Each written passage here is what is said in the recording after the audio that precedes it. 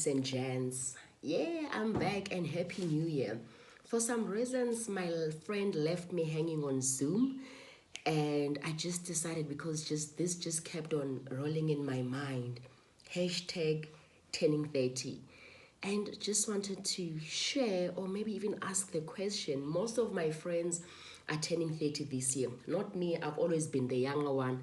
I remember at school I was the youngest. In every circle that I'm in, I'm always the baby. Mrs. South Africa was the youngest contestant. And this got me wondering though, even though I'm not the one turning 30, I'm 28, only turning 29 end of the year, so I'm still safe. But well, it is also knocking in my door, and I'm wondering what is going to happen and why is it so much of a fuss? For the first time in my life, I am a bit scared about turning 30 in about a year. And about a decade ago, I was excited and couldn't wait to turn 20 and 21.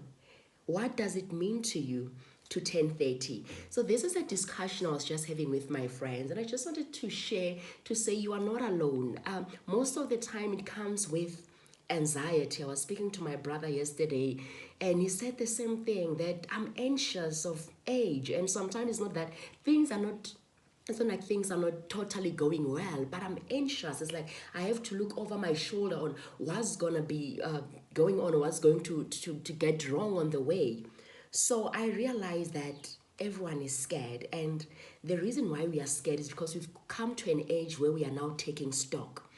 We look at our lives and we take stock of, have I done enough? What is it that I've done from 20 up to this far? And I can personally say that so much has happened, some good moments and some moments that I regret. And the most thing that I regret is the time that I wasted on my early 20s with procrastination and trying to fit in and succumbing to people saying that you can't do that, you can't be that, it's hard to do that. Those are the things that now at 30 we look back and realize that we've wasted so much time. We've wasted so much time having wine, going out, and so forth. But another thing that I've realized as I speak to most of my friends who are turning 30 is the fear of the future. Am I saving enough? Am I in the career that I want to be in the next 50 years? Am I pursuing things that are still going to be fulfilling in the near coming future? What does the future hold for me?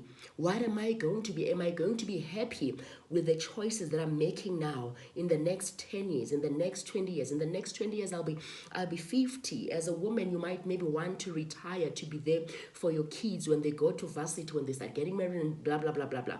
And you start wondering, is this the woman that I want to be for the rest of my life? And the good thing about it is 30 is not a bad age. And I like it that most of my friends are starting to make sense. I'm like, guys, we're old. We old. We are now senior citizens. When the country is looking at people who will be making big decisions, who will be the revolutionists, the people who will come up with change on certain things, they are looking at us who are now 30. And we can't be playing anymore. We can't be doing the things that we were doing at 20. But what I like most is the fact that we are taking stock. And if you get to that age and you think it's life as normal, I don't think we should be scared. But it is important in our lives to sit back and really take stock. Any business that never sits down and see if they're making profit or loss is bound to crash, because then you cannot make the necessary changes. And there's one thing that I love so much that I sat down and I was like, I'm proud of the women that we are, is that most of my friends are not scared that they are not married or will a husband come or kids. Because every time we put our destiny and our joy in the hands of someone, then we are bound to be disappointed. Whenever we sit down and take stock of our lives, we should stop blaming people. We should stop blaming even our parents. 30 years is enough. I think in life we all get opportunities. In life always hand us, there's a season for everything. And everyone at some point have a fair share of an opportunity. But so many times we are busy blaming our childhood. I mean, I'm a mother now. Am I really going to sit down and still tell Amo how who was not there, who did this and who did that?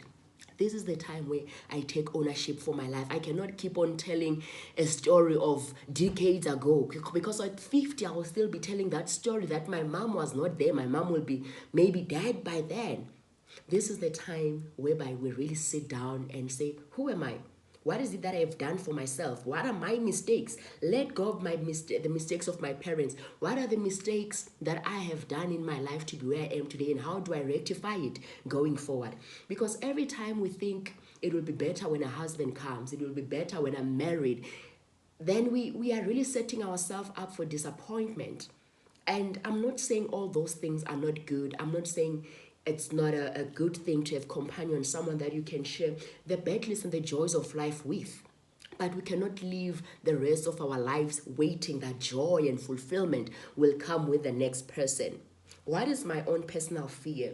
The worst thing that I fear, and I hope this inspires someone, it's to look back and realize that I've wasted opportunities. It's to look back and regret the risks that I did not take. Lord, help me.